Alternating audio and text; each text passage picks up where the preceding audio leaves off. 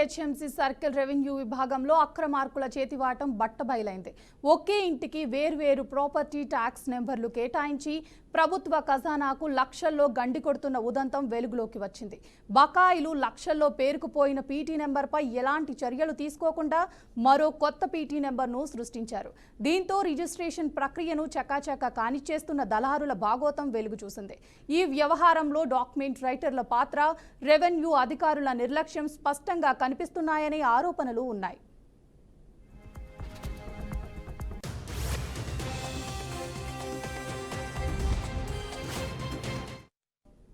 Kapra circle పరిధిలో ఒకే ఆస్తికి వేర్వేరు పీటీ నెంబర్లు మంజూరు కావటమే ఈ కుంభకోణానికి ఆయుపట్టు. సాధారణంగా ఒక ఆస్తికి ఒకే పీటీ నెంబర్ ఉంటుంది. ఆ పీటీ నెంబర్పై పన్ను బకాయిలు ఉంటే ఆ ఆస్తి రిజిస్ట్రేషన్కు అనుమతి లభించదు. కానీ ఇక్కడ బకాయిలు లక్షల్లో ఉన్న పాత పీటీ నెంబర్ను పక్కన పెట్టి అడ్డదారుల్లో మరో కొత్త పీటీ నెంబర్ను సృష్టించారు. దీనివల్ల పాత బకాయిలు చెల్లించకుండా కొత్త పీటీ నెంబర్తో ఆస్తిని విక్రయించి రిజిస్ట్రేషన్ ప్రక్రియను పూర్తి చేస్తున్నారు. ఈ వ్యవహారంలో రిజిస్ట్రేషన్ సైతం తప్పుదోవ పట్టిస్తున్నట్లు స్పష్టంగా తెలుస్తోంది. ఇటీవల కమలానగర్ ప్రాంతానికి చెందిన ఓ ప్రాపర్టీ రిజిస్ట్రేషన్ వ్యవహారంలో ప్రాపర్టీ ట్యాక్స్ సుమారు 20 లక్షలకు పైగా బకాయి ఉన్న కొత్త పీటీ నెంబర్ సాయంతో తక్కువ మొత్తం చెల్లించి రిజిస్ట్రేషన్ ప్రక్రియను పూర్తి చేసుకున్నారు. ఇలా వెలుగులోకి రానివి చాలా ఉన్నాయనే అనుమానాలు వ్యక్తమవుతున్నాయి.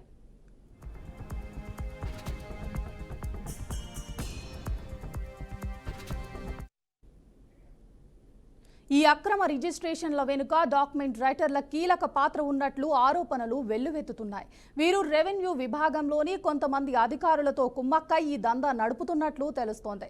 బకాయిలు ఉన్న ఆస్తులను గుర్తించి వాటికి నకిలీ పీటీ నెంబర్లు సృష్టించి తద్వారా వేగంగా రిజిస్ట్రేషన్లు పూర్తి చేస్తున్నట్లు సమాచారం.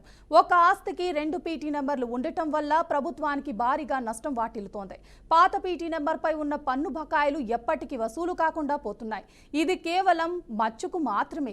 కాప్రా సర్కిల్ పరిధిలో ఇలాంటి కేసులు ఇంకా చాలా ఉండవచ్చని అనుమానాలు వ్యక్తమవుతున్నాయి. దీనిపై సమగ్ర విచారణ జరిపితే మరిన్ని అక్రమాలు వెలుగులోకి వచ్చే అవకాశం కూడా ఉంది.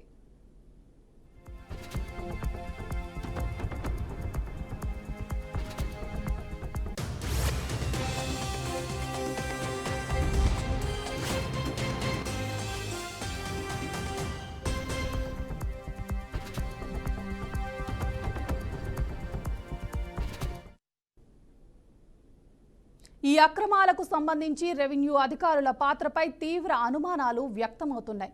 ఒక ఆస్తికి 2 పీటీ నంబర్లు ఉన్నా అది వారికి దృష్టికి రాలేదా, లేక చూసి చూడనట్లు వ్యవహరిస్తున్నారా అనే ప్రశ్నలు తలెత్తుతున్నాయి. తక్షణమే ఉన్నతాధికారులు జోక్యం చేసుకుని ఈ అక్రమాలపై సమగ్ర విచారణ జరిపి బాధ్యులపై కఠిన చర్యలు తీసుకోవాలని స్థానికులు డిమాండ్ చేస్తున్నారు. లేదంటే ప్రభుత్వ ఖజానాకు ఇలాగే గండిపడుతూ ఉంటుందని ఆందోళన వ్యక్తం చేస్తున్నారు. కాగా రెసిడెన్షియల్గా ఉన్న భవనాలకు విద్యుత్ మీటర్ల ద్వారా కమర్షియల్గా గుర్తించి జీహెచ్ఎంసీ అధికారులు రెసిడెన్షియల్ అనుమతులతో కమర్షియల్ భవనాలుగా వినియోగిస్తున్నారని గుర్తించి పన్నులను కమర్షియల్గా మార్చేస్తున్నారు. ఈ వ్యవహారంలో లక్షల రూపాయలు చేతులు మారుతున్నట్లు తెలుస్తోంది. కమర్షియల్ భవనాలకు విధించే పన్నులను తగ్గించేలా సిబ్బంది సదరు యజమానితో ఒప్పందాలు కుదుర్చుకొని లక్షల్లో స్వాహా చేస్తున్నారని ఆరోపణలు వినిపిస్తున్నాయి. బిల్లు కలెక్టర్లు కలెక్షన్లకు పాల్పడుతూ పన్నుల విధింపులతో గోల్మాల్ వ్యవహారాన్ని చేపడుతూ మున్సిపల్ ఆదాయానికి గండి కొడుతున్నారని ఆరోపణలు ఉన్నాయి. ఈ వ్యవహారంపై రెవెన్యూ శాఖ ఉన్నతాధికారులు ఎలా స్పందిస్తారో, ఎలాంటి చర్యలు తీసుకుంటారో వేచి చూడాలి.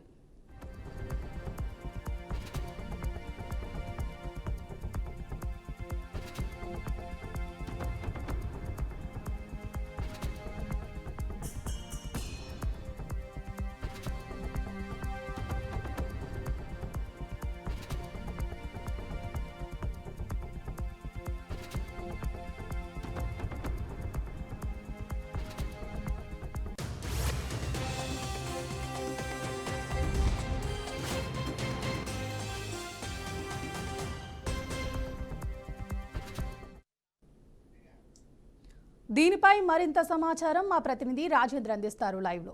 రాజేంద్ర, చెప్పండి.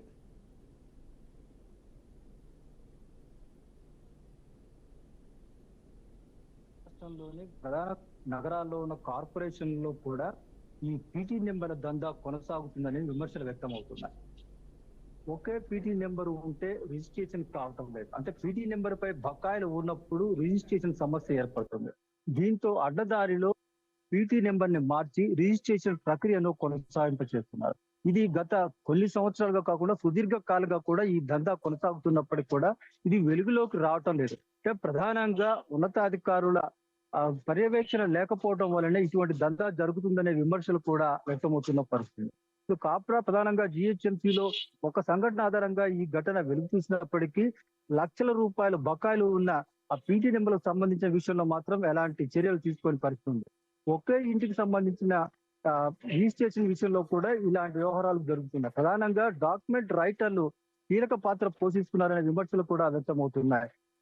మున్సిపాలిటీలోని రెవెన్యూ విభాగంలో ఉన్న అధికారులు సిబ్బందితో కుమ్మక్కై డాక్యుమెంట్ రైటర్లు ఈ విధానానికి తెర లేపారని, దీని కారణంగానే రిజిస్ట్రేషన్లను అడ్డదారిలో కొనసాగిస్తున్న ఘటనలు కూడా వెలుగు చూస్తున్నట్టుగా మనకు స్పష్టమవుతుంది. ప్రధానంగా జిహెచ్ఎంసీతో పాటు తెలంగాణలోని ప్రధాన నగరాల్లో ఉన్న కార్పొరేషన్ లో కూడా ఈ తరహా దందా అనేక సంవత్సరాలకు కొనసాగుతుంది. అయితే మున్సిపల్ కార్యాలయాలు, కార్పొరేషన్ లో జిహెచ్ఎంసీ పరిధిలో విజిలెన్స్ విభాగం అనేది ఒకటి ఉంటుంది. అది ప్రతి 3 నెలలకు ఒకసారి తనిఖీలు నిర్వహించి వీటిపైన చర్యలు తీసుకోవాల్సి ఉంటుంది. అయితే విజిలెన్స్ విభాగం ఎలాంటి చర్యలు తీసుకోవడం కారణంగానే రెవెన్యూ విభాగంలోని సిబ్బంది, అధికారులు ఈ అవినీతి అక్రమాలకు పాల్పడుతున్న విమర్శలు మాత్రం వ్యక్తమవుతున్న పరిస్థితి. ఆడిటింగ్ లో కూడా ఇటువంటి లోపాలు బయటపడే అవకాశం ఉంది. ఆడిటింగ్ కూడా చూచినట్టుగా చేస్తున్న విమర్శలు మాత్రం తేటతెల్లమవుతున్నాయి. గత 10 ఏళ్లుగా ఈ తరహా దందాలో అనేక మంది పాత్రదారులు, సూత్రధారులు ఉన్నప్పటికీ కూడా అవి వెలుగులోకి రాకపోవడం గల కారణం అంతా కుమ్మక్కు కావడం అనే విమర్శలు కూడా ప్రధానంగా వ్యక్తమవుతున్న పరిస్థితి ఉంది. ఒకే ఇంటిపై 2 నెంబర్లు ఎలా ఉంటాయనే అంశంపై పూర్తి స్థాయిలో ఆరా తీసి మరింత డెప్త్ గా కనుక దీన్ని పరిశీలించినట్లయితే అనేక సంవత్సరాలుగా ఈ అక్రమాలు మాత్రం వెలుగులోకి వచ్చే అవకాశం ఉంటుంది. పాత పీటీ నెంబర్లను పక్కకు పెట్టి కొత్త పీటీ నెంబర్ తోటి రిజిస్ట్రేషన్ ప్రక్రియ ఏదైతే కొనసాగిస్తున్నందువలన పాత పీటీ నెంబర్ సంబంధించిన దానిపై ఉన్న బకాయిలు లక్షలు కాదు కోట్లలో బకాయిలు ఉంటాయి. వాటిని వసూలు చేసే పరిస్థితి కూడా లేకుండా పోయింది. దాంతో జిహెచ్ఎంసీతో పాటు ఇతర నగరాల్లో, కార్పొరేషన్ లో కూడా లక్షలాది కోట్లాది రూపాయలు పెండింగ్ లో ఉండటం వల్ల వాటిని వసూలు చేసే పరిస్థితి లేకుండా పోయింది. ప్రతి ఏడాది మార్చి నెలలో వడ్డీలో రాయితీ ఇస్తూ తూతూ మంత్రంగా బకాయిలు వసూలు చేస్తున్నారే తప్ప ఈ అవినీతి అక్రమాలపై మాత్రం పూర్తి స్థాయిలో నిఘా పెట్టడం లేదనే విమర్శలు కూడా వెల్లువెత్తున్న పరిస్థితి ఉంది. ప్రస్తుతం కాప్రా జిహెచ్ఎంసీలు ఏదైతే ఒక ఘటన వెలుగు చూసిందో ఈ అంశాన్ని ఆధారంగా తీసుకొని లోతుగా విభాగం కానీ ఉన్నతాధికారులు కానీ నిశ్చితంగా పరిశీలించి పీటీ నెంబర్ల తంతుపై దాని నిగ్గు తేలిస్తేనే అవినీతి అక్రమాలు వెలుగు చూడటంతో పాటు ప్రభుత్వానికి ఆదాయం మరింతగా పెరిగే అవకాశం ఉంది. పాత బకాయిలు కూడా వసూలయ్యే పరిస్థితి కనిపిస్తుంది. Thank you Rajendra.